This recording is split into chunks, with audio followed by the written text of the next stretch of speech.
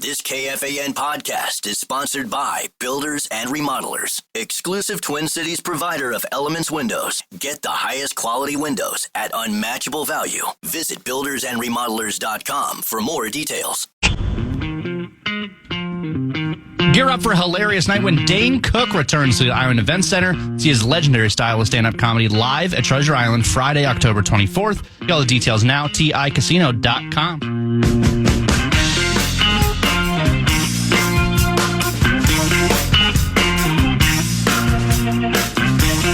Here's a bubbly text that just came in from Paul. I've never been so excited to go to a preseason game as tonight. Surrounded by 18,000 people giddy with the big news. In Billy G, we trust. Will there really be 18,000 tonight? I hope so. I'm interested. Yeah. I'm surprised you're not going.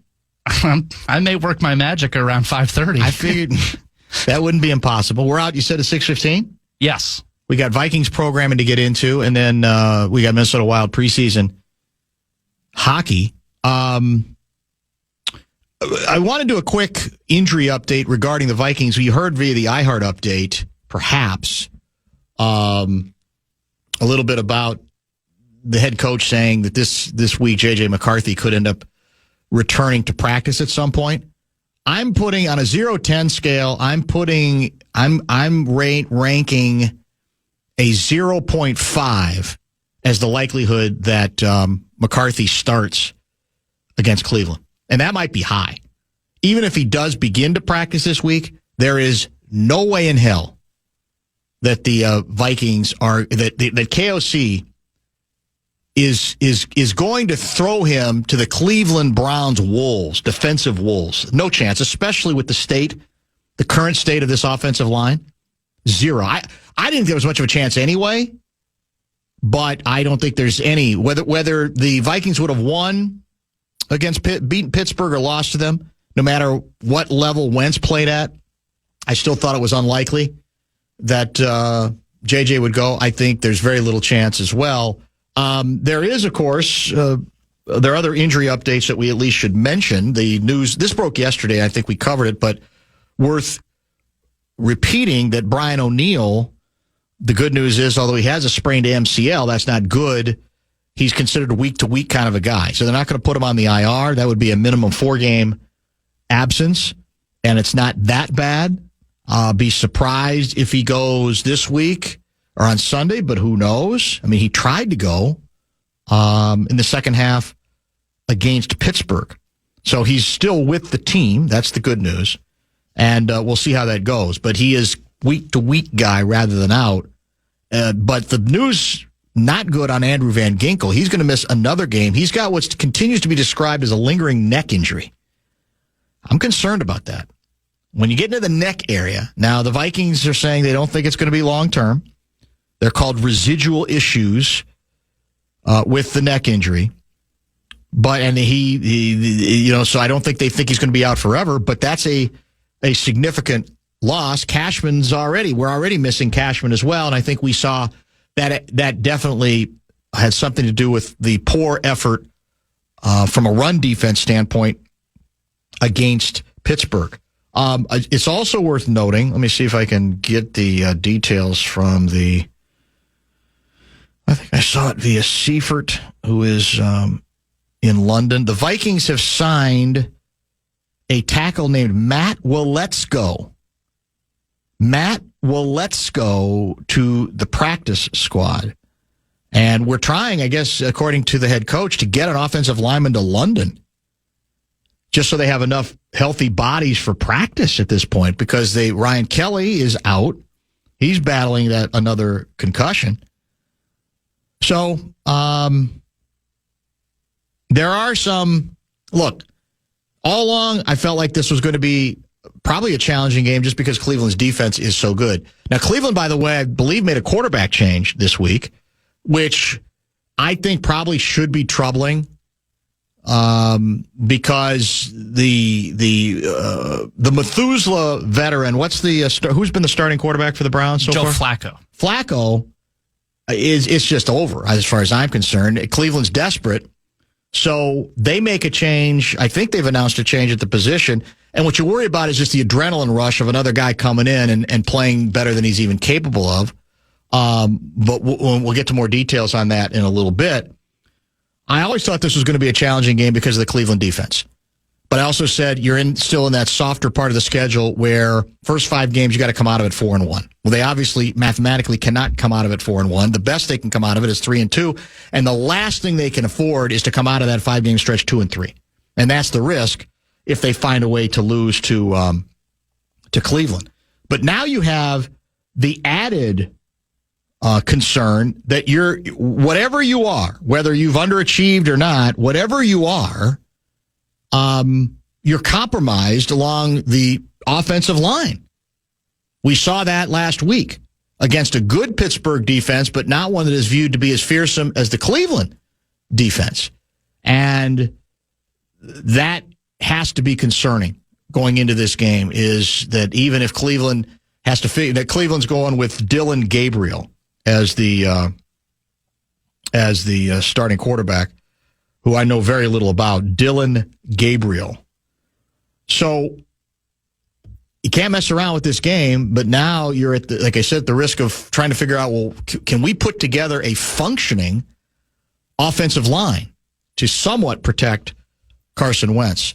So a challenging 2-game trip to Europe now has become even more daunting. And again, you've already backed yourself into more of a corner than you should have by messing around with the game against Atlanta, right? And quite frankly, messing around too long in the game against Pittsburgh. They got in it late, but by then it was too late, and obviously your margin for error at that point was very limited as well. Somebody did point out that, well, wait a minute now. You always say, Dan, that we're on the wrong end of these superstar deals, that we're always the team trading away the star and you never get value. What about when we got, presumably, the star player in the Herschel Walker deal?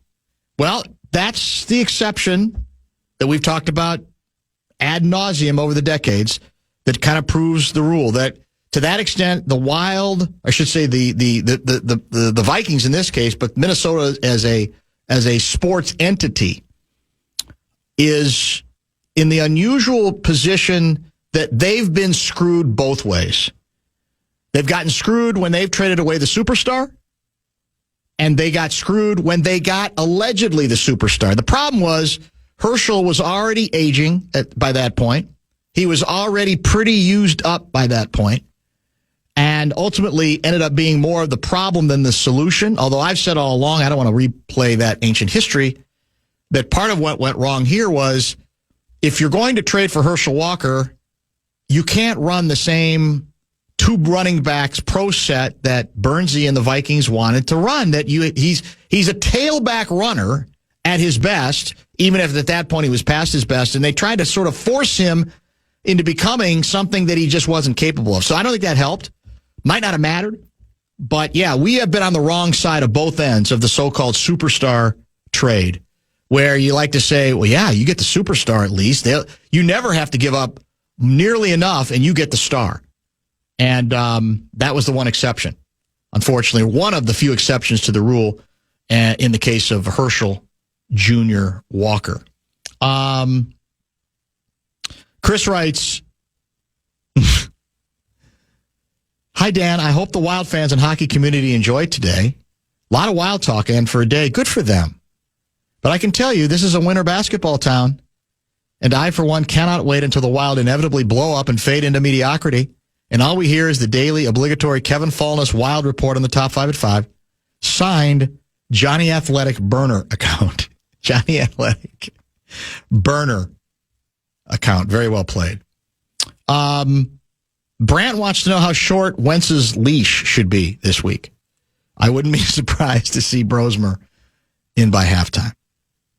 I would be. Even if you are a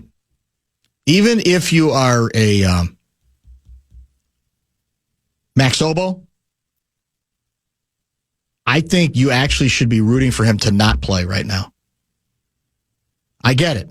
Guy seems to have a nice arm, seems to have, maybe a facility to run things beyond his years. Hell, he's about 8 years older than J.J. McCarthy anyway. Played 9 years of college. Felt like it. But given, the delicate condition of the offensive line, I don't think you want his baptism to be that situation against the Cleveland Browns defense. I just don't. Now, you may say, we got nothing to lose. You throw him out there, and what if he's good? But I would be very surprised if now, the only X factor would be if Wentz gets hurt, and he got battered last week. That could certainly happen, and that obviously would pretty much change everything as well. But I very much like the burner account concept.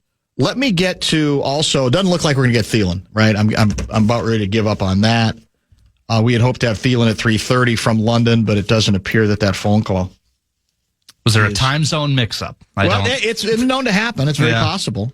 So Nafisa Collier made some news today all across the WNBA, and I think actually beyond it, because I think people are looking for a precedent for when a star player in any league went napalm on leadership of that player's particular sport.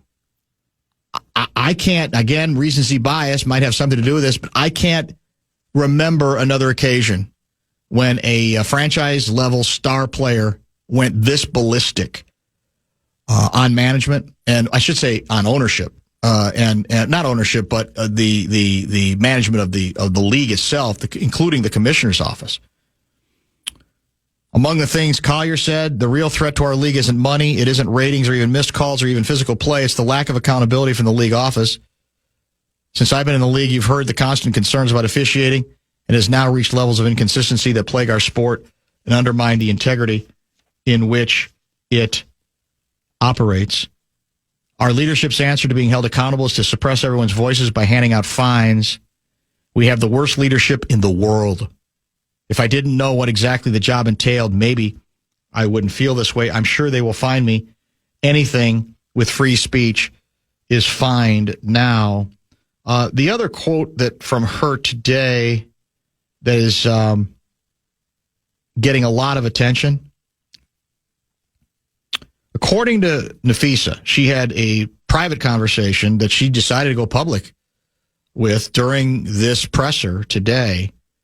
A private conversation with Kathy Engelbert, the WNBA commissioner. And according to Collier, she had noted with the commish that Caitlin Clark, Angel Reese, Paige Beckers, and other young stars are driving massive revenue for the WNBA, but are making so little from their rookie contracts. And according to Collier, the commissioner's reply was, Caitlin should be grateful she makes $16 million off the court, because without the platform that the WNBA gives her, she wouldn't make anything, which is fairly devastating news there as well. Also want to mention, we do have some reaction from the commissioner's office. She got the quotes. Here is Kathy Engelbert via a statement released out of New York. I have the utmost respect for Nafisa Collier and for all the players in the WNBA. Together, we have all worked tirelessly to transform this league. My focus remains on ensuring a bright future for the players in the WNBA, including collaborating on how we continue to elevate the game. I'm disheartened by how Nafisa characterized our conversations with league leadership, but even when our perspectives differ, my commitment to the players and to this work will not waver. So she decides to go high road, at least publicly, and not get down in the mud with Nafisa. Like I said, I think this is going to make shockwaves. The question is, because there's a collective bargaining agreement that needs to be discussed, there are negotiations that need to take place. This would presumably not make those any easier, might make them a little bit tougher. And then there's the question of how enough WNBA owners, often NBA owners as well, feel about what Collier articulated. And is there enough of a feeling of agreement with her that there might be an insurrection, a movement to get her deposed? That's the question. I will add, and this isn't popular now because all of the discussion is about officiating. I will add that part of my beef with the leadership in the league office going back to last year and Caitlin Clark's first year was the inability of, frankly, like I said, too many players to get over the fact that Caitlin Clark was as popular as she was before she'd actually established herself as a superstar player in the WNBA. We talked about this endlessly last year. This weird undercurrent that was constantly about, well, Caitlin's got to realize what comes before her. The reluctance to even mention her name at times, not just from the commissioner, but quite frankly from members of various teams as well. The sort of undercurrent of resentment, which was weird and counterproductive. I thought that's where some of the leadership needed to come from.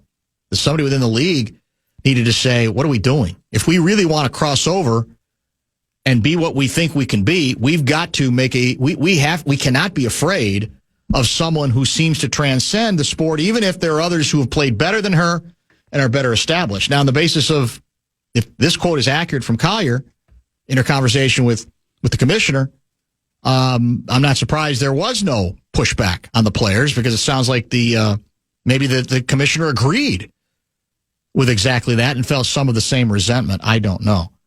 I'm torn today because a lot of people have asked, what do you think of this? And I'm torn because I'm not going to sit here and stand tall on behalf of WNBA officiating, which needs some improvement. I don't think there's any question about that. However, there are times when it comes off, and this is one of those times related to the Minnesota Lynx and the way they imploded, the way they unraveled at the moment of truth, when it comes off as distracting people from the real problem right now, which was you guys had complete control of a series and you lost it. And you don't want to look that in the mirror. So everybody else in the league hating our officials. So you want to just run to that subject and fixate on that particular subject. Two things can be true, I'll grant you. The Lynx are 100% responsible for their implosion in a season in which they'd easily been the best team in the league, and they're not even going to make the WNBA finals. And the officiating could be atrocious. I just think you lose a little bit of the high road. It becomes a little harder to listen to you when you're voicing that as we're all trying to process this level of collapse. And that's my biggest issue with turning this into all of this becoming consumed by officials. Because I've been around enough coaches and fans over the years in every sport that there's no more convenient whipping boy or girl than officials. And sometimes they've earned it. Sometimes they haven't. I think it's become too easy to blame too much over the course of this entire season on officials. And obviously there's safety in numbers. But often you're hearing it from coaches after they lose. It would be better to hear it from coaches after they win. It'd be better to hear it from coaches after they've won a title. But again, the timing for me just doesn't work, given the head coach lost her mind, got suspended, and earned every bit of that suspension after her team lost game 2 needlessly at home, up 20. And then, of course, she got suspended after being thrown out of game number 3.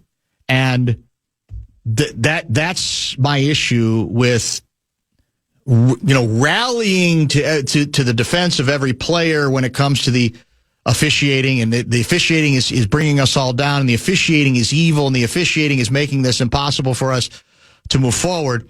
We can have those conversations. Those conversations are better had after you win. Not when you have one of the most historic collapses in Minnesota Lynx history. Again, a team that was far and away the best team in the regular season and had complete control of a series. And that's a hard time for me to want to just make it about that one thing. But she's got the soapbox, does Nafisa Collier, And people are going to listen around the league because they also seem frustrated. So I'm not here to defend officiating. I'm here to say I think it has become too easy to blame everything in this league and poor performance from time to time on officiating, and that there's a middle ground there somewhere. What you do about it, I don't know.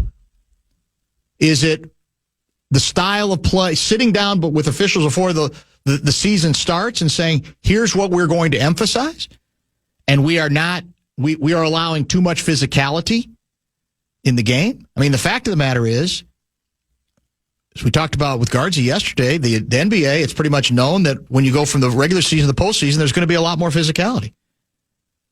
And that's just sort of accepted. Is it not accepted in this league? Is it that the entire season was too physical?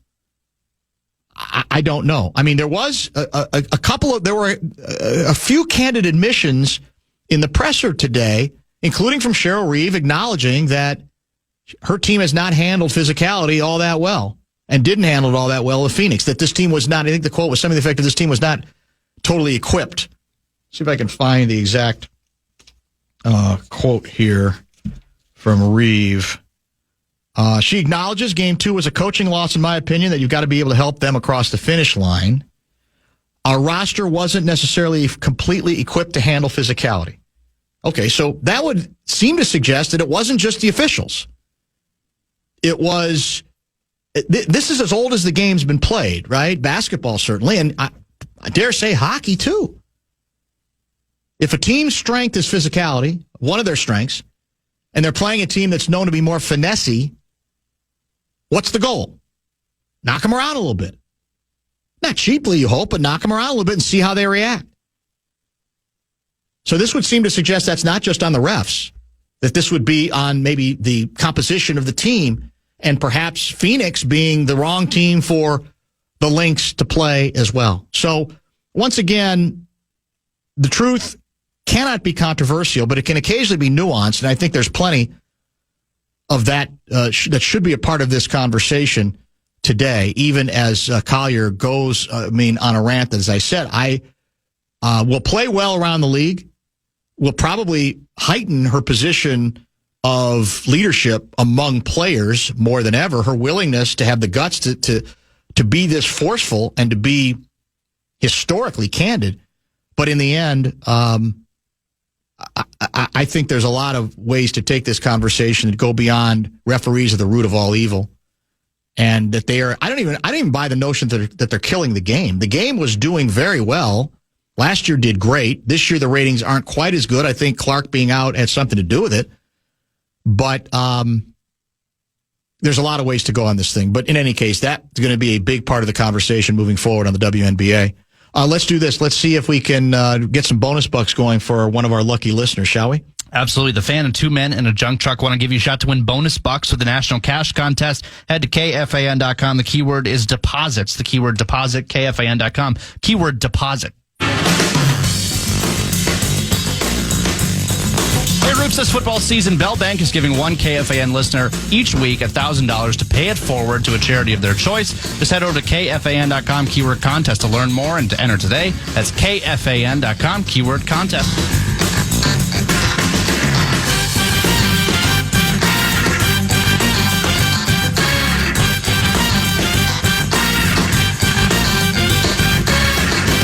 To apologize to the hockey community before this show is done. I am learning quickly that there may be an even more defensive fan base than the hockey community. It might be the women's basketball community. I'm sorry that you're down, that your team collapsed in the middle of the WNBA semifinals. I'm sorry. I know. If you'd invested in it, this was a terrific season. The Lynx were easily the best team throughout the regular season. Wasn't even close. But you still have to earn it in the postseason. I don't know how you can watch a team unravel to the degree, emotionally and physically, even before the unfortunate injury. and not understand that that's a significant part of this story. But again, I guess if you live in that world where you think something is owed you, nothing is owed Lynx Nation, even just because they've won 4 titles before. The better team beat them in the postseason. Phoenix was a better team, period, end of story. I've said repeatedly, that doesn't mean the officiating isn't a problem. But we've got some folks who are living in a delusional world that they want, again, to hide behind. It's all about that. Everything about how it ended for the Lynx is about the officials. And I'll say again, were the officials bad just for the Lynx?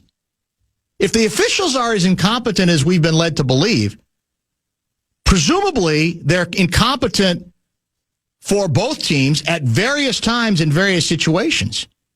And I'm not here to defend incompetence, but I am here to defend the notion that if you come out of this playoff run with that being at the top of your mind, you didn't watch as closely as you think I should be watching. Because I saw it.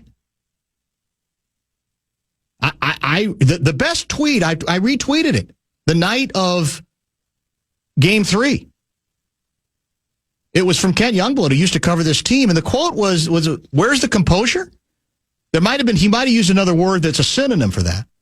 Where did that go? That's the story.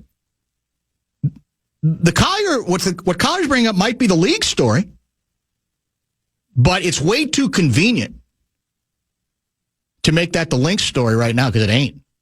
You can believe that. You can dismiss me because you don't watch any games, which is a lie. I don't know that there's any show on this station that talks more Minnesota Lynx and talks more WNBA over the years. Watch plenty of it.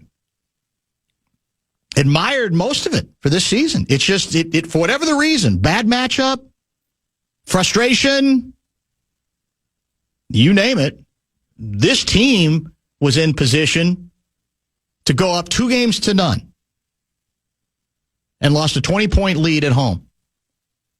That on the refs? I mean, again, if you want to live in that world, you can, but I just, you know. I mean, and somebody said, well, the Collier message really wasn't about officiating. It was about leadership. But if you read her comments, she defines leadership as not addressing the officiating issue. Now, she went broader. That's why I included the quote about financial compensation. But I'll say this as well. The financial compensation issue is tricky. Because it's still a league that's making more money than it used to, but it's not making billions of dollars. So where's the sweet spot? I don't know. Would the league be better served finding a way to move money around to better pay officials? Would that be an important step? Probably. And it could very well be if it's about money. But the money stuff sounds good. And in fact, there have already been a number of changes. We talked about this as much as people didn't want to mention it. Part of the reason that teams went to charters finally was they had more money to mess with. And part of the reason they could do that is because their ratings were through the roof. They had a better TV deal, Caitlin Clark included. So, you know, again, I know it's emotional. And again, maybe this is the sign that, you know, this is a sport that's crossing over, because this reaction from fans is the same in every sport. If you can find a way to not make it about the performance of the team, you will. If you can blame it on something else, like an injury, or you can blame it on they got screwed by the officials, it's always easier because it what's the best way to put this? It allows you to not consider the possibility that the team just didn't play well enough. And did not play, a relatively, I think, veteran team did not play with all that much composure. In fact, lost its composure on the court and with its coach in particular. in game number 2 in a way from which it did not recover. Now, the injury may have made it all moot. You lose your best player. It's a tough way to try to win. That was bad. That was and I'll say again, though, because people are saying, well, that fracture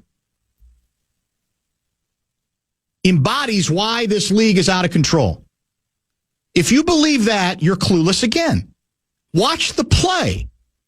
It's 2 players going for a ball at a key part of a ball game. That's all that was. We can argue forever about whether a foul should have been called, but that's what took place. That had nothing to do with officiating. That had to do with an unfortunate collision that left one player hurt. Is that about officiating? I don't think it is. And that's my problem with this getting, the story ends up getting a little more irrational than I think it needs to. I think there needs to be a little clearer thinking. That's not an example of the league out of control. In terms of the officiating, I don't believe. Awkward position, she's moving across, and she ends up with a worst case scenario. You think that doesn't happen in other sports or doesn't happen in the NBA? I mean, come on. That's where, if you're really trying to be persuasive on this, you don't use that example. But you want to use that example because you're still frustrated that you didn't get the payoff that I think this team probably felt that it was owed on the basis of getting jobbed, yes, by the officials at a key moment a year ago in the championship game, the best of 5 title game, and that you can't completely get past that. So I'll say again, maybe we've found a new set of sensitive fans who are have lost their objectivity because they want so badly for that to raise another banner for a team that has been, obviously, as we've said, how many times have we said, the most successful professional sports franchise in this town? It's not even close. No arguing with it. We've acknowledged it and talked about it over and over and over. But part of what we said, too, is that if you cross over and you want to be big time, you have to accept criticism. And I don't think anybody with a straight face, in all honesty, can look at what happened to the Lynx down the stretch and pretend that this was about us not getting the right calls in a league where we're told nobody gets the right calls, which can't necessarily just be about it working against the purposes of a single team. You can even make the argument, by the way, if you come to the conclusion that the league is more physical than it should be, that referees don't call enough, and you're playing in that league, can you not make the argument then, well, you have to adjust your personnel? You have to throw in how we build this roster. We may have to make some changes and adjustments to what we emphasize in order to give ourselves the best chance to succeed. As at the same time try to campaign against this trend and saying this trend is not necessarily good for everybody involved. But if you're living in this league, then at some point you also have to deal with it. One should say. Bottom of the hour break is coming up now. We'll get Lavelle on this conversation, but a lot on the news that broke yesterday. Rocco Baldelli is out as Twins manager. We'll see what the ball guy has to say about that decision. We'll get his reaction to the big Kaprizov news. Bill Guerin on that news at 5, and Russo Radio at 5:30.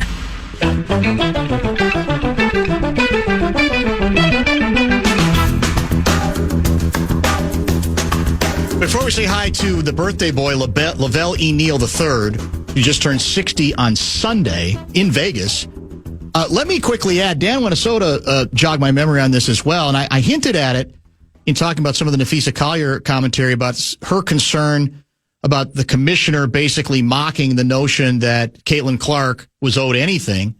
She was just she's lucky she's got a league, a forum through which the WNBA, she can make her $16 million off the court. Let's not forget that Nafisa Collier's coach last year maybe less this year, but last year had her own Caitlin Clark problem. And let's not pretend it didn't exist because it did. So, again, good commentary, good to hear, but check your own house a little bit. That's the irony of this thing. That's what I was saying earlier, that there were players, maybe not Nafisa Collier, but other players who in various ways were showing the resentment of what Caitlin Clark, what's she getting? Why should she get anything at this point? Why should we be talking about her? That's not just a problem in terms of leadership at the league office. That's a problem among players in some cases and in the head coach here in Minnesota in the case of the Minnesota Lynx. Lavelle E. Neal III is with us. A lot has happened, obviously, since we last talked with you. First, most importantly, did it ever get dangerous or ugly for your 60th birthday celebration on Sunday? Well, I wish I could have some information for you to support that, but it was a lot of laughter, a lot of good times, definitely some imbibing, wonderful meals. There was never any danger. The only danger is at the card tables when I tried to win some money. That's it. So now, did you end up going to the Big Bears come from behind victory? Did you attend? No, I ended up watching it from the casino. Prices never came down, and I never heard from the Raiders. Oh. I actually asked the Vikings to give me someone with the Raiders to contact about tickets, and they never got back with me.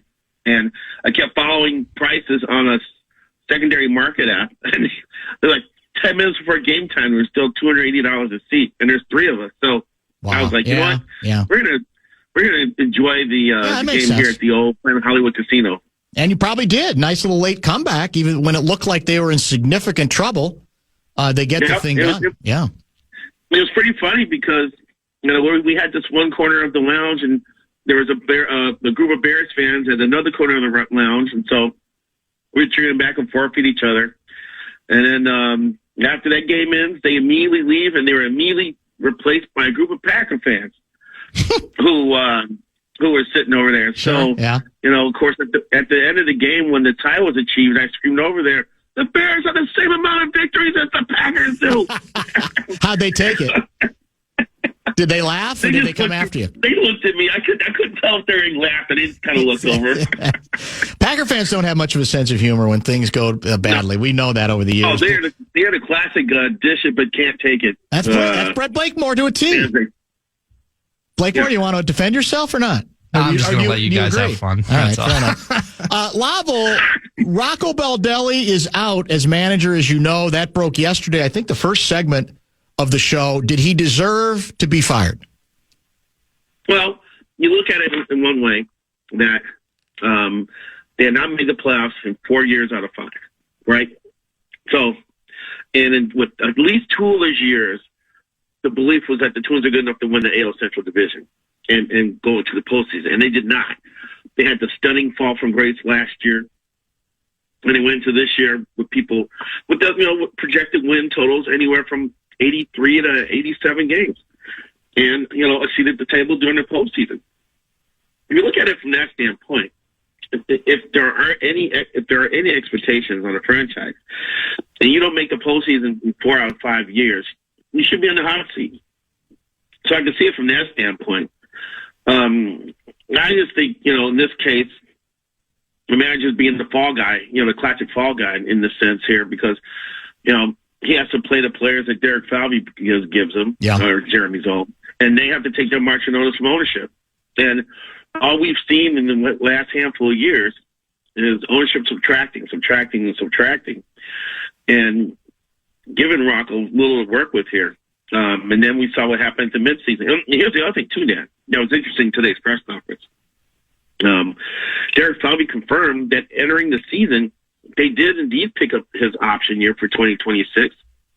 So something happened over the summer where they changed their minds. So, what happened here? So it's unfortunate. Managers are in these situations, too. Teams underachieve. They end up taking the fall. Expectations weren't met, definitely. But I don't know. It's just like I still think, it's just one prong of the attack here. Everybody has to take the blame here including the front office and ownership. Well, an interesting text just came in as you wrapped up that answer. Lavelle joining us. Chris writes, is there a more irrelevant job in sports than Twins manager? Does it really matter who does the job with this ownership and management? And if I'll be curious to get your view on this. If I am ranking levels of responsibility for the mess, I have ownership 1, I have Falvey 2, and I have Rocco 3. And they all work together to a certain extent. But in fairness to both Falvey and Rocco, can you say, does any of it really matter until you figure out where you're headed, what the plan is, who's going to be subtracted, what's going to be added, all of those things, some measure of spoken, articulated vision on the part of ownership or by management explaining or translating what ownership has in mind? Yeah, there was no hint of vision or plan at today's proceedings. Of course, it's early in October, and usually it's by the end of the month where they have meetings with ownership. They determine the budget, determine what free agents they want to go after, and how they're going to proceed. And I think in this particular offseason, it means so much for this franchise to come out with a vision to try to win, but I don't know if it's going to happen. There's so many things going on with this team now. Now you got a managerial search. We're still waiting for the limited partners to be announced. If they're buying down the team's debt, will that encourage the Pohlats to put more funds in the payroll and sign some people? I'm getting signals over there that some people think there's going to be some more cuts coming. Because a couple weeks ago they let a handful of scouts go. I heard it was more than what they've acknowledged. I've heard they may have let like 9 people go. And there may be some other cuts coming in different departments of the organization. What does that mean? What's going on there? And how are the limited partners going to impact all this? And I'm worried. I'm worried that there's going to be more cutting. I'm worried that the payroll's not going to go up. And I think they're ready to kind of coast into this season and see if there's going to be a work stoppage or not in 2020, 2027. That's the other component to this. There is a belief out there that there will be some teams who will be reluctant to make a lot of splashy free agency moves because of the threat of a work stoppage after next season may affect their planning for this offseason. So all this is going on right now, and the Twins have decided to enact a managerial search. And who knows? Rocco hasn't come up for air yet from this. So they may have told Rocco, we're cutting the payroll. Rocco says, I'm out here. He might have done that. I don't know. Well, sure. Do you have? Let me add. That was raised yesterday. I thought I'd be surprised, but it's an element of the story that has to be covered. Do you have any inside source information that even hints at that possibility? I have not received any inside information that would suggest that. Is it possible? Sure in the hell is. That it could have been explained to Rocco that this is what the next couple of years is going to look like. With the CBA, with the television contract, kerfuffle, and all that, they may decide to tread water here for a couple of years, and maybe that led to a decision for him to part ways. But the press release and everything says he's been fired. Yeah, so right. So we'll see here. Once again, Falvey wasn't clear on anything. We couldn't get an idea of what the offseason is going to hold. That's why I hate these right after the regular season pressers, because they can't get too specific about what they plan to do because they haven't had those end of season meetings and figuring out budgeting and things like that. So we're just going to have to wait. We're going to have to wait and see. But as I wrote for tomorrow, I think regardless if Rocco asked to be fired or Falvey fired him, he may be getting out of this franchise at the right time. Yeah, you can make that argument. There's no question about that. Do you think he will get hired as a manager again? Yeah, I don't know if he'll do it right away. I can see Rocco taking a year off. He just had 3 kids in like 4 years, including twin sons. This might be a great time for him to spend with the family and raise his kids for a year. But I'm curious. I'm curious to see what he does. I think he's a sharp man. I think he's a very, very reasonable man. He's a player's manager. He had few problems in that clubhouse. The only one really was this year when Griffin Jackson got mad about being pulled out of games. Right. Other than that, the superstars never complained about him. Byron Buxton never complained about him. Not haven't heard much from Correa. Now, when Correa was here. So I think he's well regarded around the league. That he'll get another shot somewhere for sure. Lavelle Neal III giving us some bonus time early this week for the obvious reasons, given the news yesterday breaking on Rocco. He is actually, we were hoping to get Lavelle yesterday, but you were on the plane. Hard to talk then, and then you weren't going to land in time to join us yesterday. So I'm glad we were able to get to you today. As you know, on the more positive side, the Kaprizov deal is done. In the end, it appears that the Wild adding a single year, or I should say a single $1 million to each year of the deal, ends up bridging whatever the gap was. Maybe also when the money is being, how the money is being distributed, et cetera, might have had something to do with it. But the bottom line is that a team that felt to be very much in crisis, or would have been in crisis if the deal had not gotten done, they going into this season, has averted that kind of disaster, and they've got them locked and loaded. Yeah, I've been listening to your show off and on, and I've been rather surprised at the complaints about this contract. Yeah, I am too. How often do you get a chance to keep someone who's, let's say, top 15, is a top 15 player in his or her sport? You have a chance to keep that player for the long term and build around that player. You make everything, you do everything you can to make it happen. He was willing to stay here, obviously. His agent wanted to push an envelope, obviously. Is there a risk? Of course there is. He was broken. He was injured for a good chunk of last year. Yeah. Is that going to happen with these deals? That comes with the territory, man. When you make these 6, 7, 8-year commitments, you got to take the good and the bad. True. You got to hope for the good and be prepared to deal with some bad here. Because of the way he plays, and people taking runs at him during games, and that can lead to injuries that could take him off the ice. But the other thing, too, about this particular market, have we forgotten about the Marian Gaborik situation? Yeah, good point. They were trying to sign him. He turned them down. I think he got hurt, right? Yeah. He got hurt, missed a huge amount of the season, and then walked away for nothing the next year.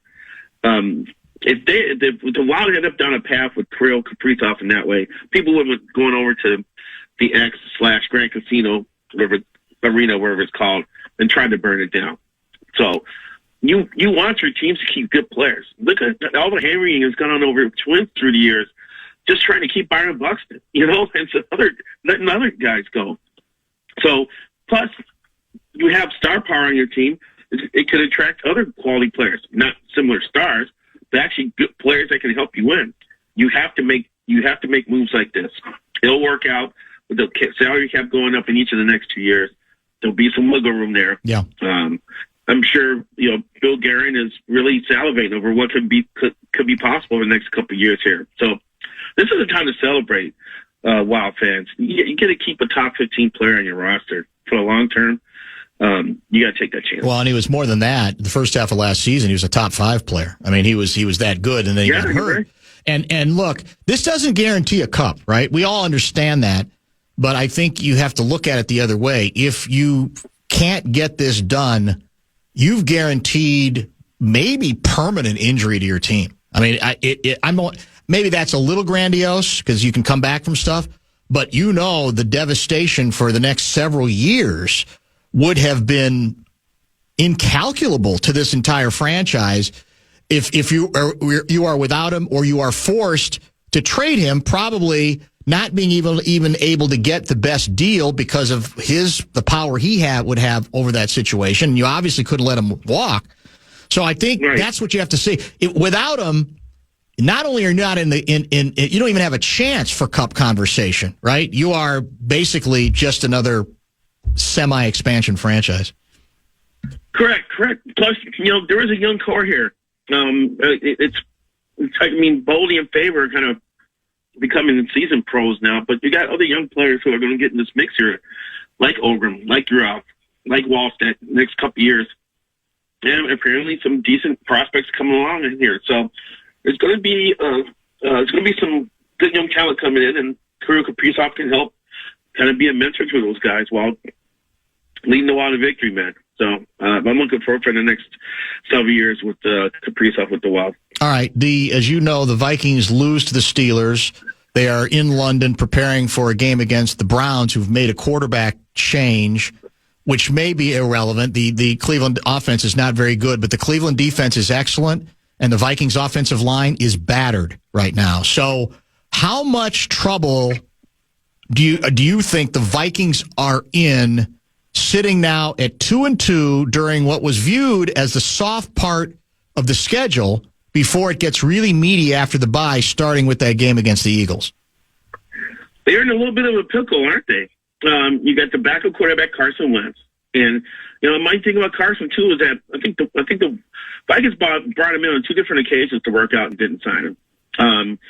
They basically had Sam Howell ahead of him in the pecking order until they got rid of Howell. And Carson was out there, not signed with anybody else. So that tells you where he was in the thoughts and minds of NFL teams across the league, right? So the best you can hope for him is him to be a competent caretaker. But in order to be a competent caretaker, you need your other parts of your machine here working. And when you got two guys out now on the offensive line, right? You got the center is out again, with the concussions, and you got O'Neal out for sure. Correct. Yep, Darisaw coming back from injury.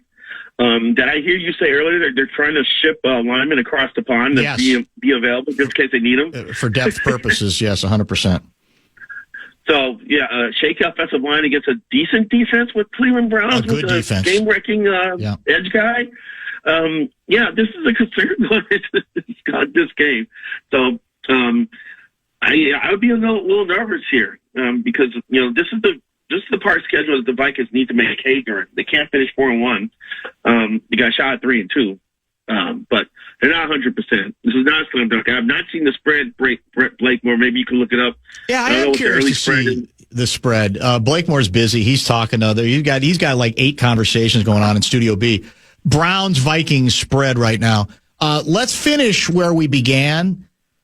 Any informed speculation on who the Twins' next manager might be or where they might look? How you think this is going to go? Well, Fowley was asked about the type of profile he's looking for. And he said, based on, if I start answering that question and I'm narrowing down to a certain manager, and I want to keep this as broad and wide-ranging as possible. So it looks like he's wide open. It could be inside or outside the organization. It could be a guy with managerial experience, right, and someone looking to be his first manager, for his first managerial job. So it's kind of wide open. I'm curious to see if Jace Tingler gets an interview because he's been here for the last couple of years. He's managed before with San Diego Padres. I'm sure he's itching to get back into the big chair here. But he's been here, so he's got institutional knowledge of the roster and how the organization works. I'm worried that some candidates, like with Bob Melville, even want to interview here, some candidates are going to want to look at the situation, with the payroll situation. Sure. Like, how strong is the roster here? Are they ready to win? Are they trying to win? Or are they treading water for a couple of years? I think that could affect the managerial pool. Now, guys want to manage.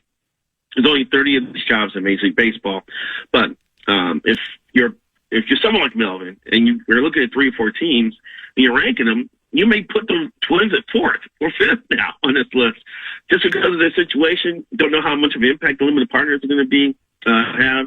Don't know if they're going to spend on the roster. Yeah. There's a lot of unanswered questions here. But there's a lot of interesting people out there. I'm writing a second column for Thursday about who I would like to see them bring in. I think James Rouse would be cool to bring in. He knows the organization a little bit. Right. And he's worked with several winning teams and worked with several great players, including Alex Rodriguez, and he's working with Aaron Judge right now. He was an assistant coach under Don Manley's spot with the Marlins. I like Skip Shoemaker's background. I think it's okay to have a conversation with Torrey Hunter about it. Torrey looks like he wants to get back in uniform. So he's in his role with the Angels. He's been seen in the dugout this season. So I don't know if I know he's talked about being a manager. This goes back to the year he was the American League team manager for the Futures game. And I remember sitting in his office. He had Matthew LaCroix on his staff. He had LaTroy Hoggins on his staff. He's like, you know what? I could be a manager of Major League Baseball. So I knew it was in his mind back then. And it's probably doesn't hurt to have a conversation with him plus a couple other guys I think that would make at least worth picking up the phone and giving a call too. We look forward to that, and we appreciate the extra time today. I'm sure we'll probably talk again on Friday. Who knows what might transpire between now and Friday? It's been a very newsy week for sure. But we'll talk. We'll get caught up on whatever we didn't get to today. We'll do so on Friday. How about that? That sounds great, Dan. Thanks for having me on. Appreciate you. That is Lavelle E. Neal III joining us on a number of subjects of the day. We got a lot of hockey to get to in our final hour and change of the program. Russo Radio will join us from the Fallness Studios at it's not the X anymore. What do we call it now? What's the Grand Casino Arena? Grand Casino Arena.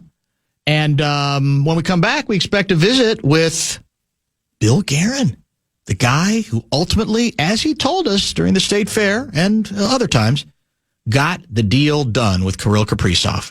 Guerin is next.